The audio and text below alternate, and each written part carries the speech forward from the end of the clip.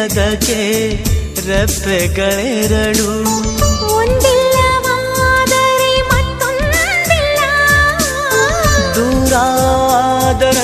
ಕಾಣೋದಿಲ್ಲ ಒಂದೇ ಪ್ರಾಣದ ಜೋಡಿ ದೇಹದ ಬಾಳಲಿ ನೋಡುವ ಹಂಸವೇ ಹಂಸವೇ ಹಾಡುವ ಸೃಷ್ಟಿಯ ಸಂಭ್ರಮ ನೋಡುವ ಸರ ಅಲ್ಲಿ ತಾವರೇ ಇಲ್ಲಿ ಮೋಹವಿದೆ ಒಂದು ಸ್ನೇಹವಿದೆ ಪ್ರೀತಿಸುವ